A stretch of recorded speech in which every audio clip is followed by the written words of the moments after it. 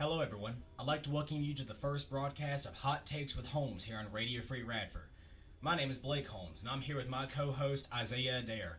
Stick around with us as we're going to be talking about the World Series, action around the NBA, and our predictions for the upcoming football action this weekend. On that note, let's jump right in.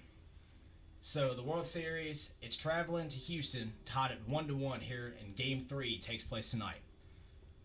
Game 1 was a very forgettable game, with Clayton Kershaw picking up the win here for the Los Angeles Dodgers. But Game 2 is the game that has everyone buzzing when it comes to this series. First off, this was the most home runs in a World Series game by both teams combined. These teams hit a combined 8 home runs here in Los Angeles, and this was a game that went to extra innings, went to 11 innings, and Houston escaped with a 1-run win over the Dodgers. The Astros were also the first team to ever hit home runs in the 9th, 10th, and 11th innings. 2 of these coming from Jose Altuve and Carlos Correa, back-to-back home runs, in fact. And the 11th inning, George Springer hits a 2-run home run at the top to take a 2-run lead over the Los Angeles Dodgers, which the Dodgers responded with a solo shot but couldn't get that last run in the bottom of the 11th. It was a shocker. It was exciting. It was everything that baseball embodies when it comes to the American pastime of sports. Tune in at 8:20 tonight. See Game 3 go down in Houston. Isaiah, who you got for Game 3? Game 3, I would say the Dodgers. I don't know. I don't know a whole lot about baseball. It's not really my forte. But I know the Dodgers had a historic regular season. And even though regular season and postseason are completely separate, it's what got them there. So if they just play it safe, smart, they can pull out a win in Game 3 and take a 2-1 lead. I'm going to agree with you because I feel that this series, it could go 7 games. I think it has the very potential to go 7 games. But in order for the Astros to win this World Series, they're going to have to win 2 games in Los Angeles. That is a fact because the Dodgers are not going to get shut out. They're not going to get swept here in Houston. And I think they're going to get the win tonight because they have the more experienced starter. Yu Darvish is the pitcher for the Los Angeles Dodgers tonight. They acquired him in a midseason trade with the Texas Rangers. And essentially they have 3 stud pitchers on their team. They have 3 aces for other teams. They're just hanging out on their team. So, moving on to the NBA. Again, tune in at 8:20 tonight. See Game 3 go down in Houston. In the NBA, last night, Atlanta went up against the Chicago Bulls. The Bulls escaped 91-86. The Memphis Grizzlies took down the Dallas Mavericks 96-91. The Boston Celtics took on the Milwaukee Bucks, and Boston won 96-89. Isaiah, what do you got to say about that? I think it's interesting to see the kind of player Giannis Antetokounmpo has turned into. He actually, throughout the first 5 games of a regular season, is the first player to record 35 points, 10 rebounds, and 5 assists at least. He's a really young player. He's, 23? I want to say it's like 3rd or 4th year in the NBA. Yeah, he's not that old. He's a relatively young player, and he's a stud. And I think that when LeBron does retire in the next few years, it'll probably be 5 or 6 years in my opinion, KD will still be a prominent force, so will Kawhi Leonard. But Antetokounmpo is the future of the NBA. Antetokounmpo has the potential to be one of the best players to ever play this game. Oh, I agree. If he can develop a jumper, and I know he's got one generally, but if he can develop some kind of jumper from outside, this could be the most unfair advantage that we've ever seen a team have. When you have a player that can play literally any position on the floor the way Antetokounmpo can, it just seems unfair. It seems an unfair advantage to the other teams, but I think that Antetokounmpo has the potential to be one of the best players in this league. And I think that too, even I know it's only been 5 games of an 82 game season. He scored at least 35 points in all of those games, which is just insane to consider that he doesn't have much of a outside jumper, and he can facilitate at least to an extent because he's had at least 5 assists in all of the games too, which is more than some point guards in the league. So it's extremely interesting. Moving on, the Clippers took down the Portland Trailblazers in an exciting ending with Blake Griffin hitting a game-winning 3 as time expired. normally not one that you would think to be a shooter, but Blake Griffin has blossomed into a superstar. As he was already a star, but he has blossomed into a great player right now with the departure of Chris Paul to Houston. He's really taken this team and he's just made it his own. Essentially, before it seemed like this was Chris Paul's team and everybody else was just playing with him. Now, Blake Griffin seems to have taken the torch, and I think that if you had asked me a couple of years ago if I would ever think Blake Griffin was going to play this well, I wouldn't have thought so. He's turned into a clutch player in general. But so the Clippers escaped, and it was in Portland also, escaped with a 1-point win over the Trailblazers led by Damian Lillard and CJ McCollum. And the most exciting game of the night actually might have been the Pelicans taking down the Sacramento Kings 114-106. Mm-hmm. Boogie Cousins making his homecoming game after a head-scratching move last year by Sacramento to New Orleans. Boogie came in, his final stat line, 41 points, 23 rebounds, and 6 assists against his former team. And that is a stat line that very few can match that. So you literally had 41 points. That's more than a lot of players in this league, their career highs, and 23 rebounds to add to that. Plus, you could facilitate a little bit with 6 assists. Isaiah, what are your thoughts on that? I think it was a dominant performance by Boogie. He is probably the best center in the league, arguably the best center in the league. And a guy that might be behind him is a guy that can play the 4 and the 5, Anthony Davis, who is his teammate. So I think he's often overshadowed since coming to New Orleans because of Anthony Davis, because he's another future superstar. He's a really young player that can do everything. But I think one of the most interesting things of the night might be that earlier in the week, DeMarcus Cousins said that if he had the opportunity, he would have left Sacramento earlier than he did.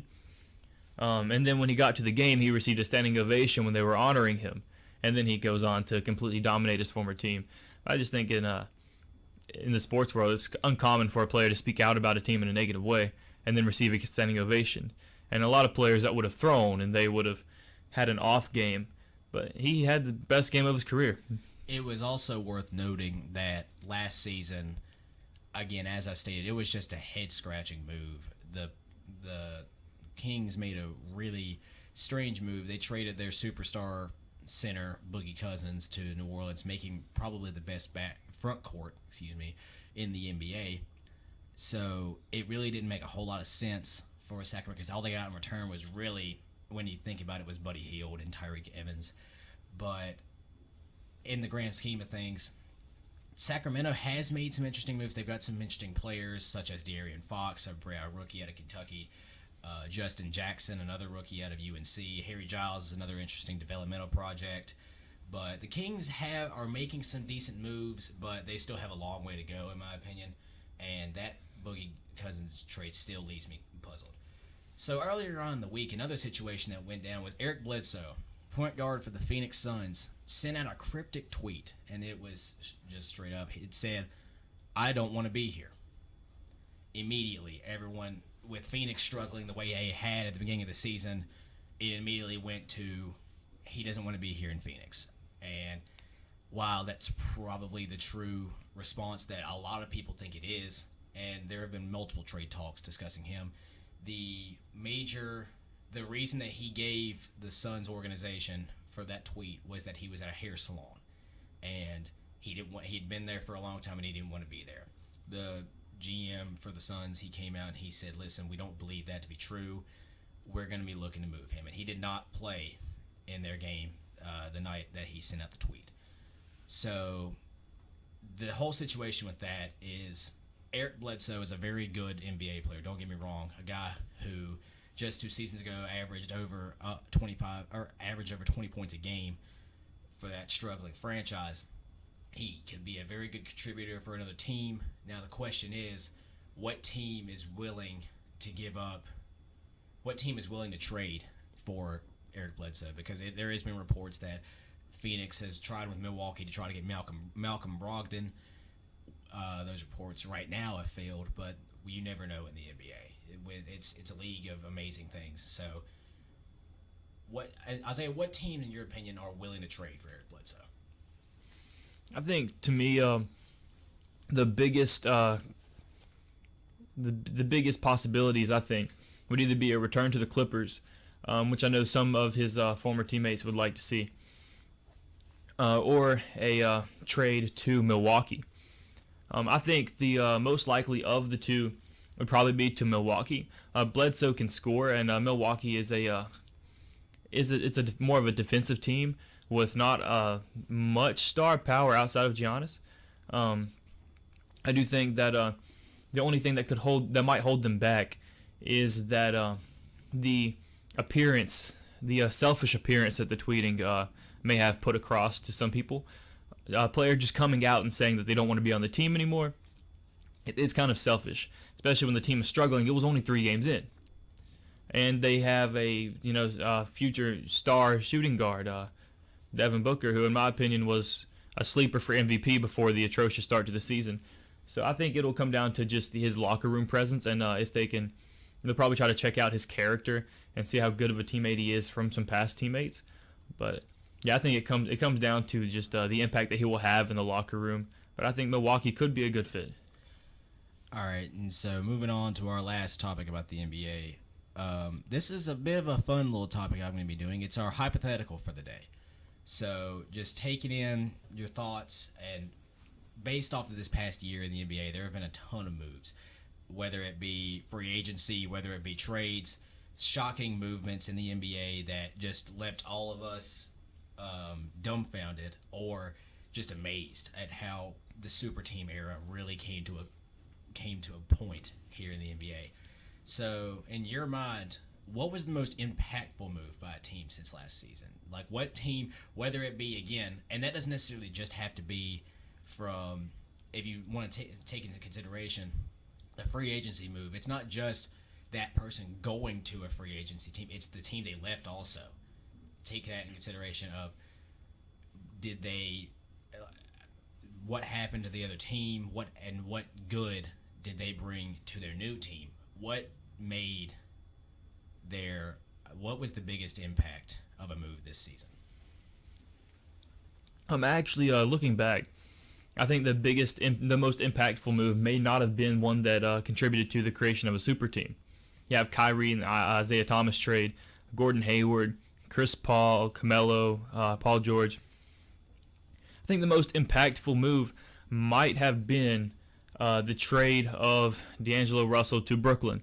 Brooklyn was a lost franchise, has struggled for years, and DAngelo Russell was not really a game breaker. He had some locker room issues with Nick Young that most people know about in LA with the Lakers. And even though he sat out against Cleveland on the 25th, Brooklyn won. Dinwiddie, the backup point, he actually dominated for the most part, and he had a really productive game, and he was starting in place of the injured DAngelo Russell. But in only 4 games this year, he's averaged 28.8 minutes a game, 23 points, 4.5 rebounds, and 5.5 assists. He's more of a shooter instead of a passer anyway. So I think DAngelo Russell's presence has just been, I think it's been a game changer for Brooklyn in the games that he's been available, which is 4 out of the 5. Over 20 points a game average. And his first game there actually against the Pacers had 30 points. And the last game he played against Orlando before his knee injury, he had 29 points in 30 minutes. So he's been really productive for them. He actually recorded a double-double in the game against Atlanta as well, 16 points and 10 assists. So he's been productive, and a lot more productive than most people, especially me, thought that he would be after the trade from LA. Speaking of the Atlanta Hawks, a lot of people seem to forget Paul Millsap going to Denver, and not necessarily the impact it put on Denver. It gave them a great front court. But think about what that did to the Hawks. The Hawks, that really turned a point. That basically said, hey, we're starting over. We are rebuilding. With that, when they didn't even offer Paul Millsap a contract, you knew that was the start. But that's not the most impactful. That was just one that I thought of when you said Atlanta. My biggest impact, honestly, it comes down to 2 of them. Obviously, you have to include the Oklahoma City Thunder are playing very well right now. And that has to do with both Paul George and Carmelo Anthony coming to town through trades. Paul Millsap being sent there only for Victor Oladipo and Domantas Sabonis. and then Carmelo being sent from New York to Oklahoma City. So that's a big thing because it seems as if a lot of us NBA fans, including myself, were worried about how much ISO was going to take place in Oklahoma City. Was that really something that was going to be successful? Was it something to look out for? Were we really going to think, was that experiment really going to work? Was there too many ball handlers, too many ball dominant players? It turns out that project has worked beautifully so far, with Carmelo Anthony and Paul George all playing around Russell Westbrook. They realize that, honestly, in my opinion, Russell Westbrook is the second best point guard in this league. The only person that's better than him, and even then, I don't know that he's better. I think it's just a different play style, is Stephen Curry. But when you come down to it, Russell Westbrook is one of the best all-around players in the NBA. So I think Paul George and Carmelo Anthony coming to town has noticed that, and they've centered their game, and they've shaped their games to be able to play not necessarily supporting roles, but they're not being the ball-dominant superstars trying to be as they were for their respective teams. Now, I will say the ending of the Minnesota Timberwolves and the Oklahoma City Thunder this week was insane. Carmelo Anthony hits a shot right at the end of the game, to which Andrew Wiggins drives down the floor and banks in a shot from just in front of half court, and it was insane. But when you literally have to have one, a lot of people thought the Timberwolves could have had a super team at one point when Paul Millsap was still on the market, because there was talks of him going there. But when you have a team that has stars such as Andrew Wiggins, Jimmy Butler, and Karl-Anthony Towns, and it takes them a buzzer beater that banked in to beat you, the Thunder have played very, very well so far this season. And I think those two moves are a big part of that. I mean, if you take a look at the team they had last year compared to this year, you can't compare them. And while I don't think Russell had as bad of a team as people say that he did last year, this is definitely improvement by all means. And then the other one I like is Gordon Hayward going to Boston. And obviously we won't know the full extent of that because of the horrendous injuries, and condolences and prayers out to him for what happened to his foot. But when you think about the grand scheme of things, Utah went out this offseason, they found themselves a future player. And it was in a draft night trade. They drafted Donovan Mitchell out of Louisville. Whether or not he's a franchise player, he definitely looks like he's got a lot of potential. He looks like he could be a great player in this NBA. Rudy Gobert still continues to improve. Now the question is Utah better without Gordon Hayward than they were with him? And my answer is no. They're not going to get up to where they were last season. However, do I think that Utah could make the playoffs if they wanted to? Absolutely. Ricky Rubio at point guard, Donovan Mitchell at the 2 guard, Rodney Hood is another intriguing player out there, Alec Burks, Rudy Gobert, Derek Favors is still a decent power forward for them, and it's a team that easily could get the 8 seed. It's going to be a fight. I think the Clippers are better than what we thought they were. They're definitely better than what I thought they were going to be this year.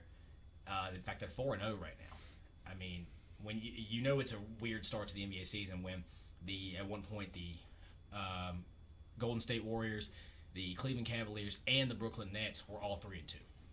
No one saw that coming. All right, moving on from the NBA, we go to the NFL.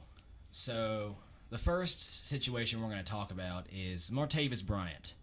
Another situation similar to Eric Bledsoe, but in a sense where Bledsoe was on Twitter, Martavis Bryant was on Instagram. And basically, in the past little bit, the Steelers have found themselves a pretty good rookie wide receiver in Juju Smith-Schuster. By the way, for all you Steelers fans out there, he did find his bike. It was recovered by the police, so no worries. Everything is fine. To buy a lock, though. He's a second-round pick. He's got enough money to buy a lock. But, so the ultimate question boils down to this. Martavis Bryant came out and he said that he was a lot better than Juju, and this is a summary, obviously. He said he was a lot better than Juju, and he thought that Juju was going to be one of the best receivers in the game, but he needed to, quote, get his, end quote. So, Isaiah, whose side do you take here? Juju Smith-Schuster or Martavis Bryant? I don't really see it as a Juju versus Martavis situation. I think it's Martavis versus himself situation. Martavis Bryant, I was a huge fan of coming out of college. Out of Clemson, he was a fast receiver that I thought resembled Randy Moss. I'm a big Randy Moss fan. Being from West Virginia, Randy Moss actually grew up like less than 2 hours away from my hometown. So I'm a huge fan of Martavis because just the resemblance between him and Moss. And even skill-wise, Martavis runs a 4.4 240. Moss ran a 4.38. Martavis had a 39-inch vertical. Moss had a 33-inch vertical. Very similar players, similar play styles, similar skills. But I think it's Martavis versus himself because Randy Moss had these attitude issues as well, where he'd get mad and he'd get not as enraged as people would make it out to be, but he just had some really poor decision making. But Moss got over that for the most part during his college career. Martavis hasn't gotten over that yet, and he's been in the league for a few years. So there's that. I do think Martavis is more talented than Juju, but I think Juju is more mature, even though he's younger. In fact, Juju is in fact the youngest player in the NFL at only 20 years of age. Yeah. So I think if Martavis went to a team like the coach could keep him under control. I would hate to see it because personally I do not like the New England Patriots. But if he went to a team like the Patriots with Bill Belichick, Belichick would have him under control. He would, quote, get his because he'd be in that Randy Moss type role, take the top off of defenses, had Tom Brady throwing him the ball. And he'd have a good receiver opposite of him, not on Antonio Brown's level, but in Brandon Cooks. And so I think if he went to a team, I do think they should honor his request for a trade because now he's on the scout team. He's not doing anything productive for Pittsburgh. They could get something relatively decent for him in return if he goes to a coach that knows how to discipline him and sees it as a potentially game-changing move. Now, here's the ultimate question, though. What if that team doesn't come? If you think about it, it's the same deal with Eric Bledsoe. Very talented player, but in the grand scheme of things, when you see what he's done these past few weeks, when he's going out and he's calling his teammates out. In fact, when Juju was even drafted, he tweeted at Sammy Coates and said, he's not my replacement, he's Sammy Coates' replacement. Kind of ironic how that works now. But when you think about it, what team is really going to give up a lot of him? What is Pittsburgh really going to get in return for a receiver that they have the talent, they have the receiving core. Now the question is, what team is going to trade for him? 2, and what are the Steelers really going to get from Martavis Bryant that's going to be a big, other than possibly a draft pick? And even then, I wonder if that's the case. I think a team that really needs a receiver, whether it be if God forbid, if there were an injury to a top tier receiver, or a team like L.A. Keenan Allen has an injury history. They just traded Inman, one of their backup receivers. So if Keenan Allen were to go down again, I could see them giving a mid to late round draft pick for Martavis. Would Pittsburgh accept it? I don't know, but he's a scout team player as of right now. I think he's going to be the best scout team player on that team, and I think he's going to try to prove his worth to them, if for no other reason than to get out. But I think he'll turn it around eventually. He's not going to be another Josh Gordon situation. If I'm the Steelers, I handled it exactly the way that they handled it, though. You need to prove a point. You shouldn't be allowed to just talk about your teammates like he did. He blatantly said, "Listen, I'm better than Juju," and he basically said, "You're dumb if you think otherwise." While Juju may not have the physical attributes that Martavis has, if you look at stats, he's become one of the top 2 rookie receivers this year. Only battling with Cooper Kupp with the Rams. But Martavis Bryant, if he needs to stay on the scout team, at least for this week, work his way back up, and honestly prove to the Steelers why you deserve a trade. He's underperformed in this first part of the season. Prove to them why they should honor your request. Prove to them why they need to go and find a team that fits you. Find a team that they can get something in return for. Because right now they're not going to get a lot for trading him. I think that Martavis, even though he might not have respect for the coaching staff, might not have respect for the front office, and he may. I don't know him personally. He may, but a receiver has to have respect for his quarterback. And Ben Roethlisberger's receivers, I guarantee if you ask them, they all have an amazing amount of respect for him. And he said that he texted Martavis, and they were talking about it over text. They haven't in person as of when he had this interview. And he said that he suggested that Martavis come talk to him face-to-face about it. And when they talk about it, they can put together a game plan that would get Martavis the ball more. Ben was like, that you don't handle it with social media. You got to handle it with your quarterback. I'm your quarterback. I'm the one that's going to get you the ball. So we need to come work it out. We need to come up with a game plan that better suits your skill set, will get you open, can be more impactful for the team. And I think he should have done that. I know when I played receiver in high school, I didn't play much. But if my quarterback approached me, because I was frustrated. I remember once I was open in the end zone, and they didn't throw me the ball. I was on the sideline. I was mad. I was very mad. One of my friends had to just be like, okay, Isaiah, chill.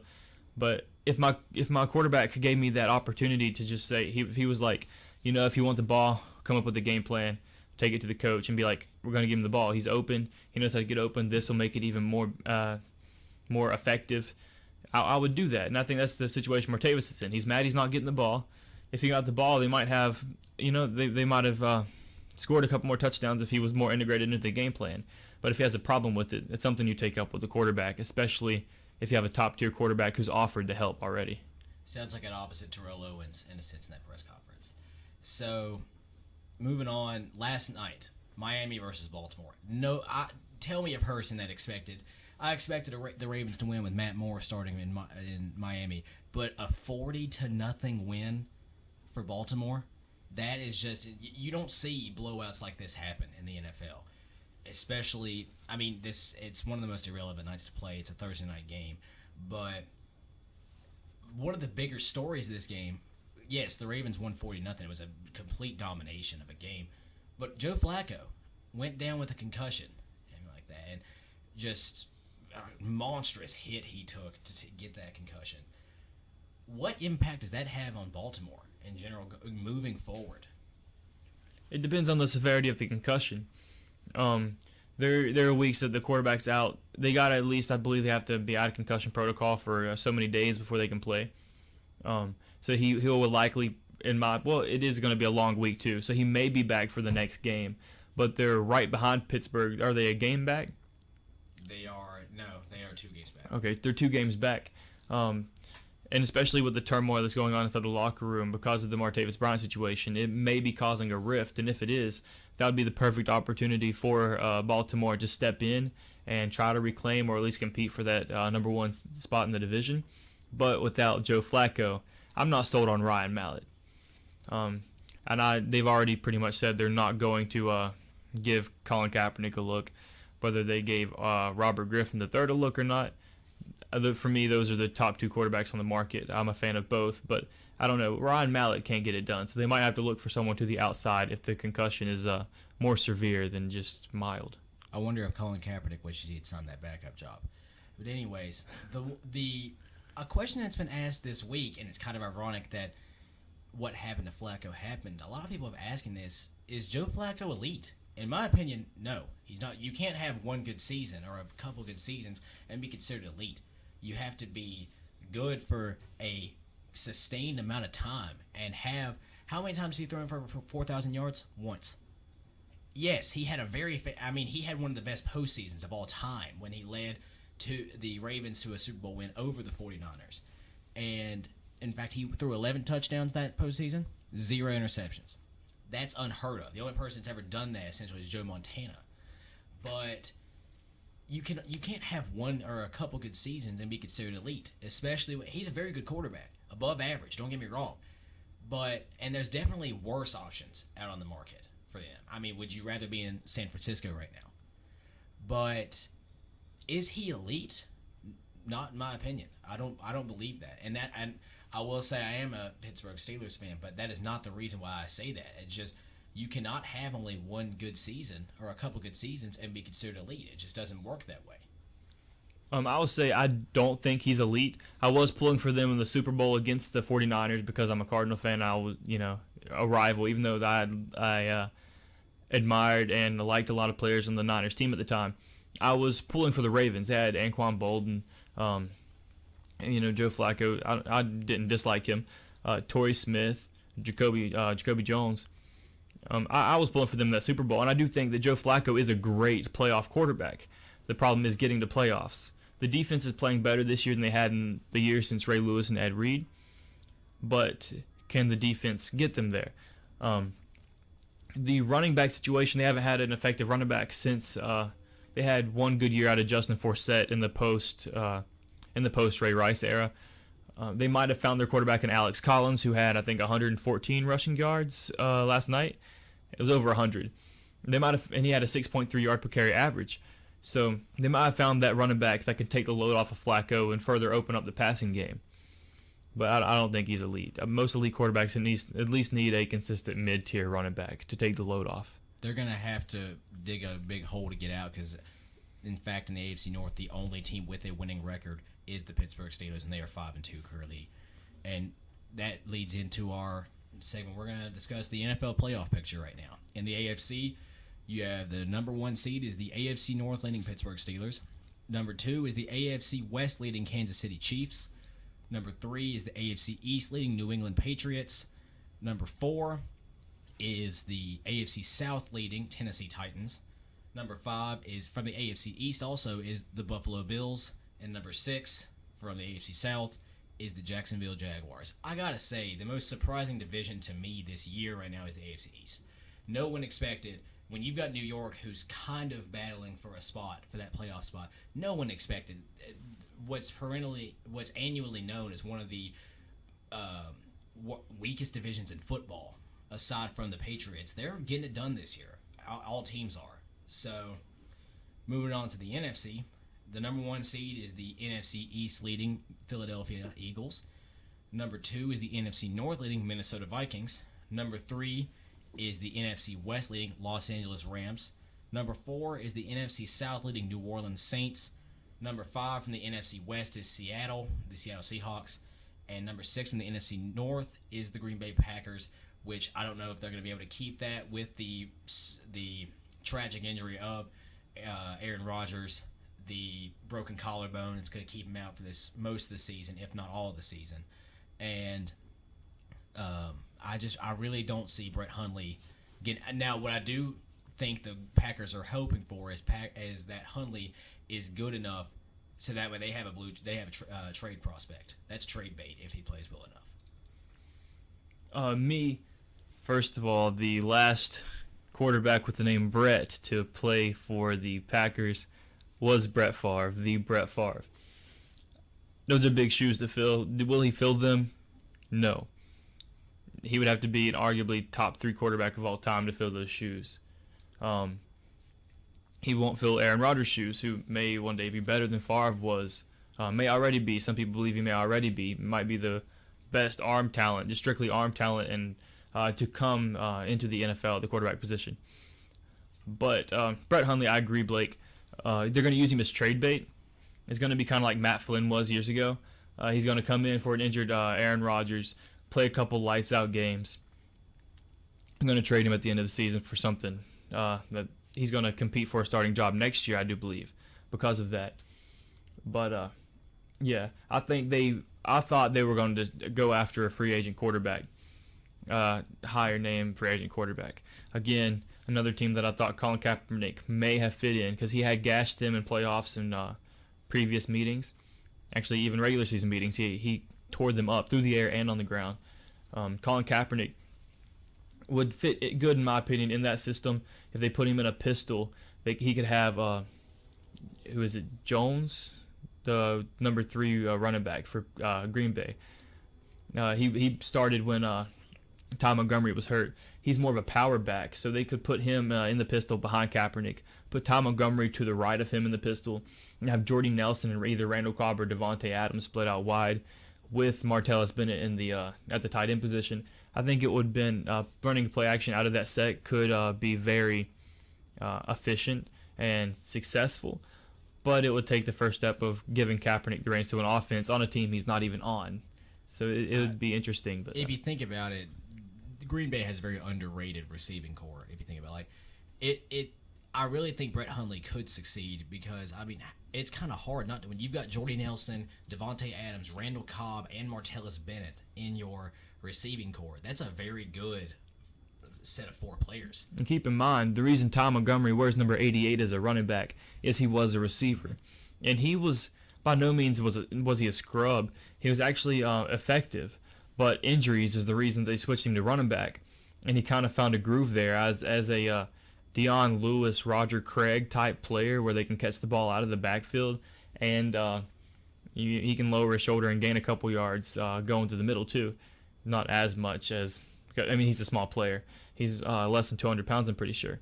But, he's essentially another receiver playing in the backfield with the quarterback, so it's interesting. Okay, so moving on to the game-by-game predictions. This is where we discuss all the games that are on the slate for the upcoming football action, the upcoming NFL action this weekend, and we pick who we think is going to win. So the first matchup, Minnesota at Cleveland. I'm going with the Vikings. I can't pick. I'm not going to pick the Browns until I see it. In all honesty, I thought they were going to be better this year. They've struggled. I don't care if this is at Cleveland. Minnesota is looking decent right now. I don't think that Cleveland can pull off this upset. I don't think they will either. I like Deshaun Kaiser, don't get me wrong. I like Isaiah Crowell. I like what Cleveland is doing, but I don't like how they're doing it. I don't like how their head coach is going back and forth between Kaiser, Hogan, and Kessler. They're all three young quarterbacks. All three have entered the league within the past 3 years, I believe. But Kaiser, I believe, could be the future of a franchise, but you can't tug him back and forth. You put him in the middle of a tug of war that he's going to lose because of the way they're treating him. And then Case Keenum, third-string quarterback from Minnesota behind the injured Teddy Bridgewater that's rehabbing, Sam Bradford that's hurt. Case Keenum has played lights out in his absence, even with the absence of Dalvin Cook. Latavius Murray's done really well, so I'll look for Minnesota to win. Atlanta at the Jets. Atlanta at the Jets. I'm going to go with Atlanta. They've had a rough couple of weeks. The Jets have been playing better, especially at home. Atlanta's had a rough couple of weeks. I look for them to bounce back. Julio Jones found the end zone last week, and I think it will continue. I'm going the opposite. I think home field matters a lot in the NFL. It matters more than people think.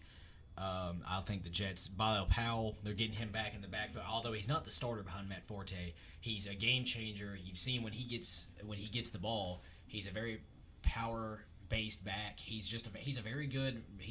don't know why he's not starting, in all honesty, for New York at this point. So Carolina at Tampa Bay.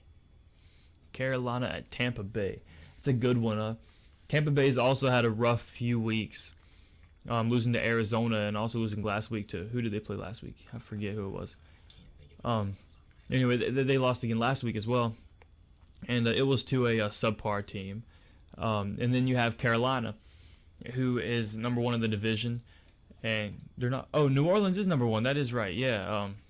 Carolina's number two. That's right. They're a half a game back. That's what it is because of a bye week.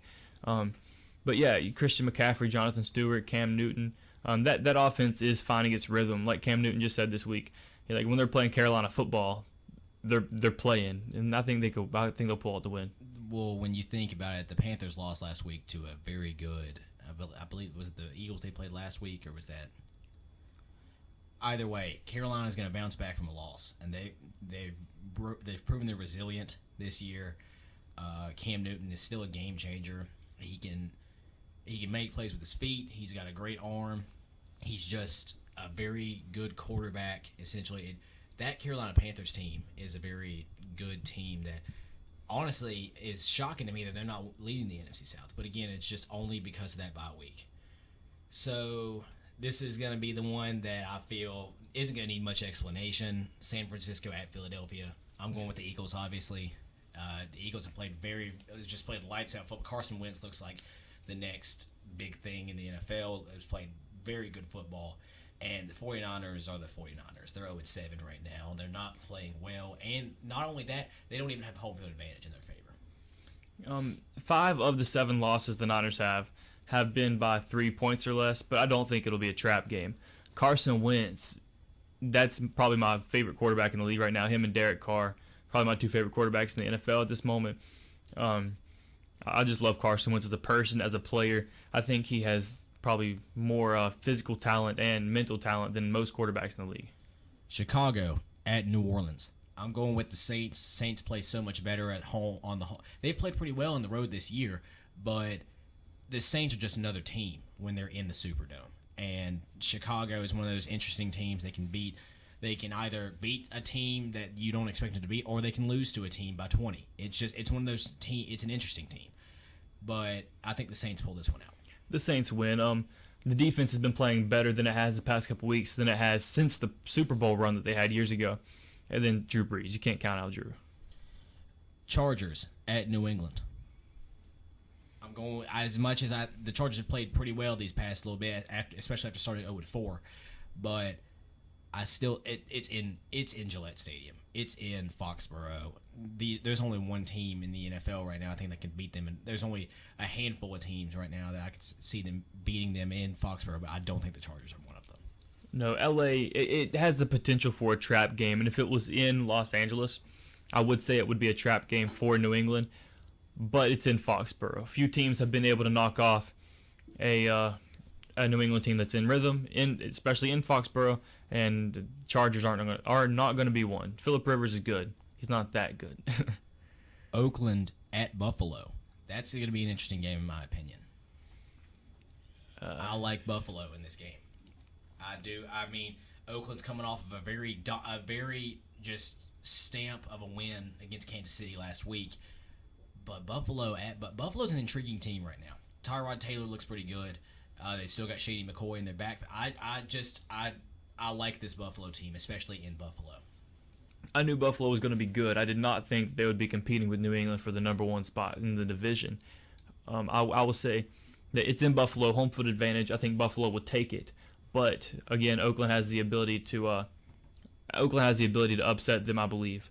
Like Navarro Bowman said to Derek Carr this past week after he signed with them, he said, "Derek, if you get the offense going, I'll get the guys ready on defense." And I think he will. It's going to be a tight game, and I think the point differential will be less than 7, honestly. It'll definitely be a thriller by all means. Indianapolis at Cincinnati. Cincinnati. As much as I hate them, I gotta say the Bengals. Andy Dalton, aside from last week, has really turned it on.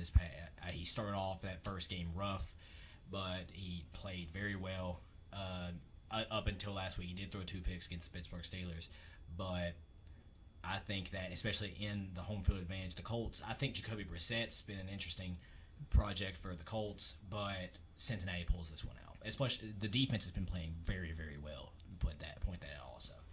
Houston at Seattle. I'm going to call the upset. I believe that Houston has. I think Houston could pull it off. Seattle has a offensive line that's playing better, but it's still not great by any means. The defense is playing good, and Russell Wilson is playing good. But I don't know. There's something about Deshaun Watson. There's something about Houston that I love this year. So I think they might be able to come back and take first place in the AFC South eventually, but it starts with the win in Seattle. I got to go opposite. Seattle plays very well in CenturyLink Field. Russell Wilson and that offense has been playing very well. Plus, they've always got that great defense. I think Seattle wins this one. It's going to be close. I think it's very possible Houston wins, but I like Seattle in this game. Dallas at Washington. I'm going with the Cowboys. Ezekiel Elliott's not going to be around for much longer, so he's going to have to put a stamp on this. I think he's going to get suspended eventually, but this is going to be this game. I think he's going to put a stamp on this game and lead Dallas to a win. I like Dak Prescott. I like the new triplets, but I don't know. I got to go Washington. You got Josh Norman locking down Dez. They're not a great run defense, but they might be able to get the job done, especially in a game against a division rival. Home field advantage plus a division rival game. I don't know. I think Washington can pull it out. Sunday night primetime, Pittsburgh at Detroit. As I know, I got to go Pittsburgh. They've played very well. They've only dropped 2 games. Now, they have been to subpar teams, Jacksonville's a playoff team right now, and Chicago. But Pittsburgh always seems to step up in primetime. And going to Detroit, they've found their footing on offense. They've discovered a little bit when it comes to their offense, and their defense is still playing very well. Their secondary is playing very well. So I go Pittsburgh. I think it's by a touchdown, I'd say. Pittsburgh by a touchdown. I agree it'll be close. I think Detroit will take it. Again, they have Elodie Ngata in the middle. They have Ziggy Ansah off the edge. Darius Slay has been playing surprisingly well the past couple years. He's been really overlooked. Then the offense, Matt Stafford, Marvin Jones, Golden Tate. The offense is not game-breaking, but I think the defense will be the game changer, and it'll be limiting that Pittsburgh offense. I think they'll do it. All right, and the last one, Monday night, prime time. Denver at Kansas City. I got to go with the Chiefs. Every game in Arrowhead is very hard. It's going to be an interesting game. I think Denver's coming off of a rough set of losses these past couple of weeks. One to the Jets, and they've been struggling these past couple of weeks. But it's so hard to beat Kansas City in Arrowhead. It's hard for anyone, and one of the only teams to do it this year is the number one team in the AFC, and that just says how good of a home field advantage the Chiefs really have. I got to go with Kansas City as well. Any game against Kansas City in Arrowhead is a hard game, but any game this season against Kansas City has been a hard game. They did start off 5-0, and they've lost 2 straight, but I think they end the skid, and I think they will, and I think they'll pull it out. And I think it'll probably be, unless Trevor Siemian locks it down, it'll be about 2 touchdowns or more, I think. So moving on to the NCAA. The first thing we're going to talk about, top four in the college football world right now. Honestly, I think the rankings have it right. I like Alabama at the 1. Alabama looks like a man, like they're men amongst boys right now. I do like Penn State. This team, Saquon Barkley again is playing like he could be a future star. He reminds me of a better Leonard Fournette. And number 3 right now is the Georgia Bulldogs, undefeated. A team that was intriguing. Everyone thought it was either going to be a very good team, or everyone thought it was going to be a struggling team or a very good team, and it turned out to be the latter. I really think that this team is the best shot to beat Alabama in the SEC. Now, I don't think there is a team that's going to beat Alabama, but I think that they have the best shot.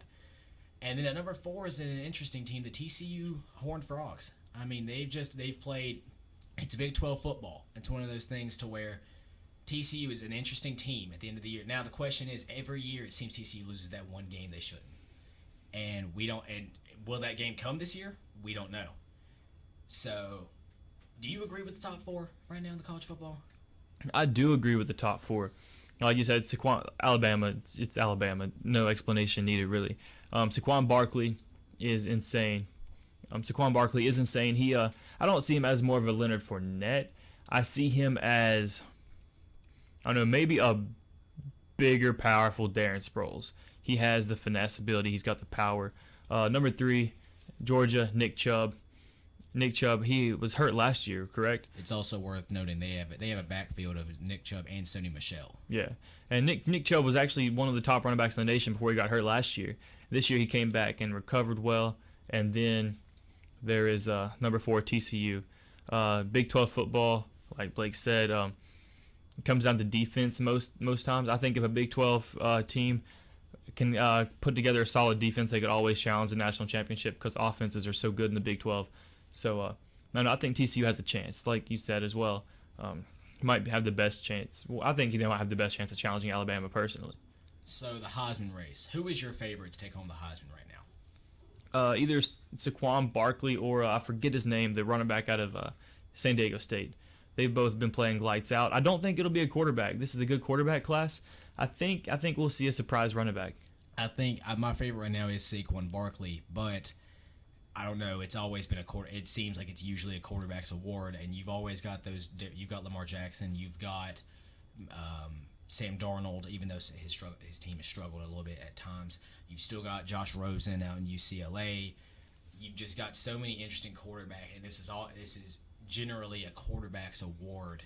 So I think that it's going to ultimately come down to Saquon Barkley, but in my opinion, he's just been played too good this year to not give the award, at least at this point. Yeah, I think since football has become more of a passing game, when you do have that once-in-a-generational, whether it be style or skill-wise, once-in-a-generational player, it's kind of like what we saw with between Dalvin Cook and Christian McCaffrey a few years ago.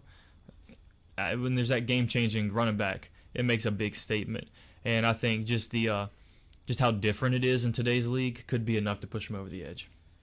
All right, well, I'd like to thank my co-host, Isaiah Adair, for stepping in and doing this show with me today. He's unfortunately got to go to a class. So we'll look forward next weekend. He'll be back with us, but I'll be continuing talking about the predictions in the college football world coming up this week. The big games, the interesting games, and everything like that's going to be coming up.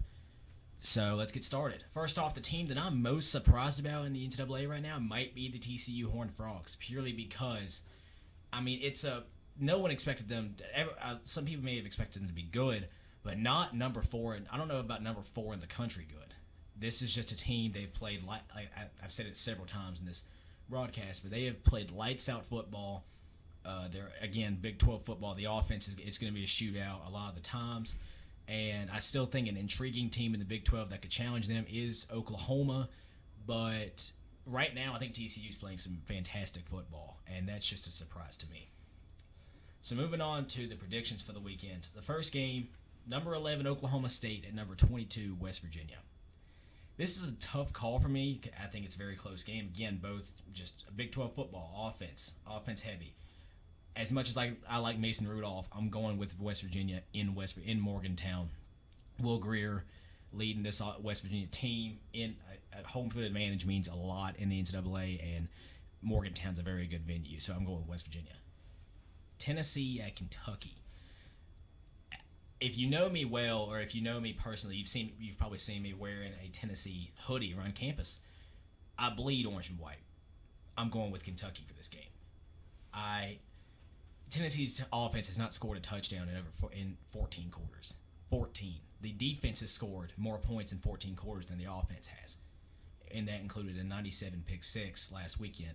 Plus, John Kelly just cited for marijuana use and possession of marijuana. He has been suspended for Saturday's game, which leaves Ty Chandler and Carlin Fields-Ami to carry the ball for the Vols. I don't see them. I think this is a game between.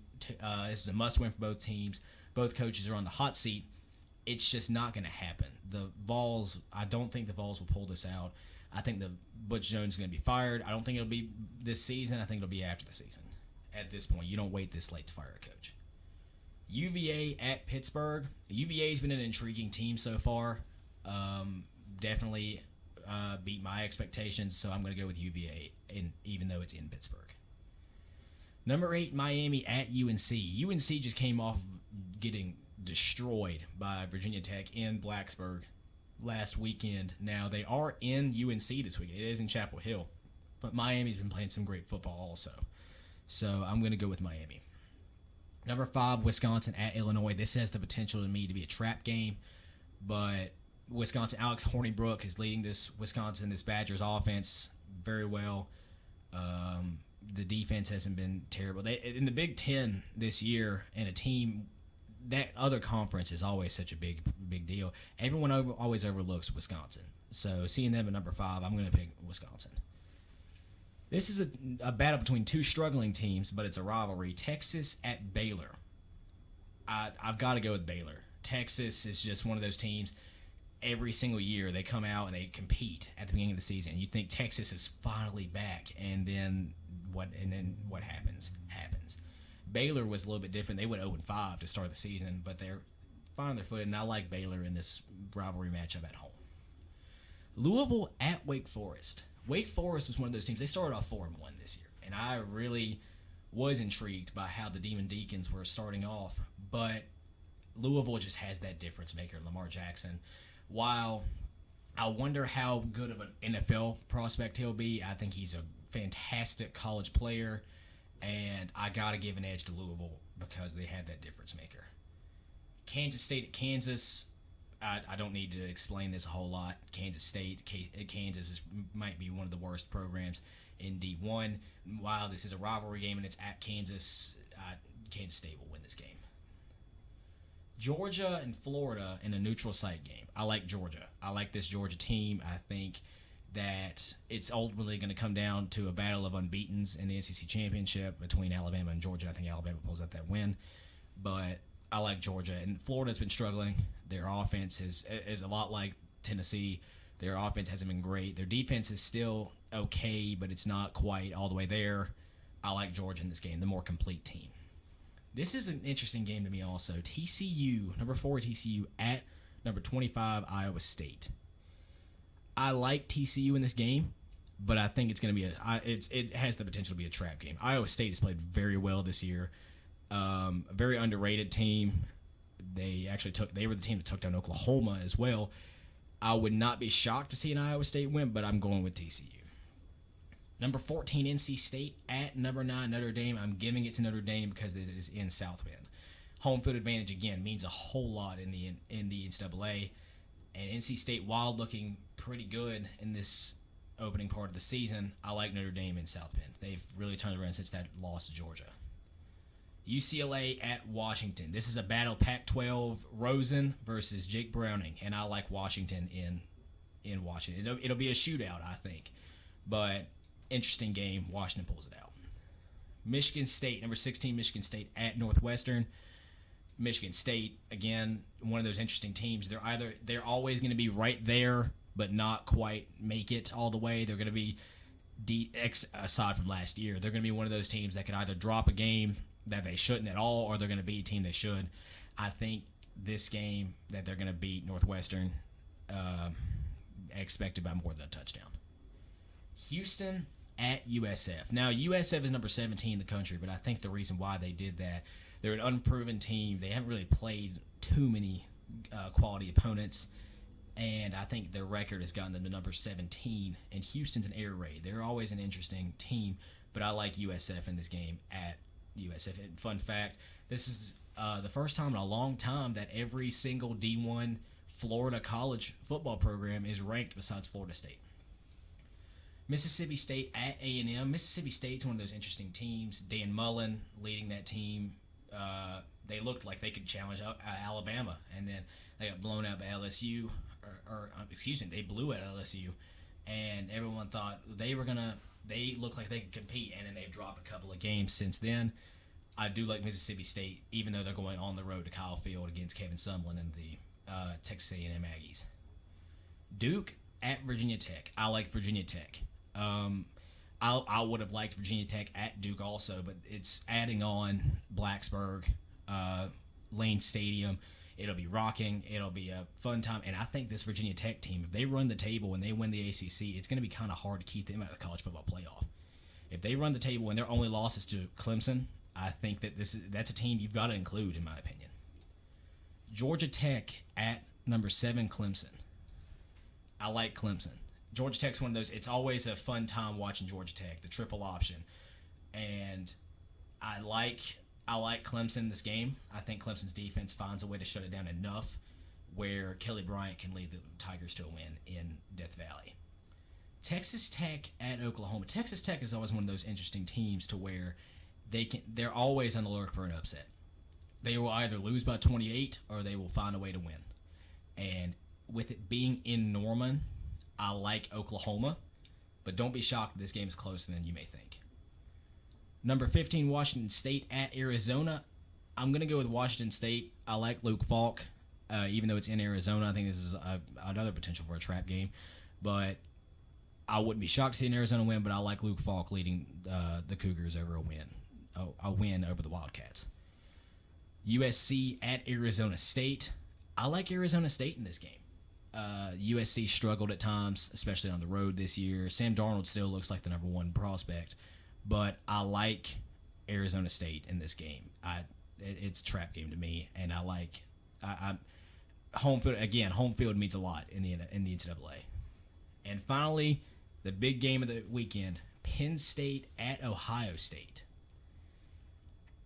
This is going to be a tough one to me, but I like Penn State. I like Trace McSorley. I like Saquon Barkley. And while I believe J.T. Barrett and Ohio State in Columbus is going to be a tough matchup, I like Penn State in this game.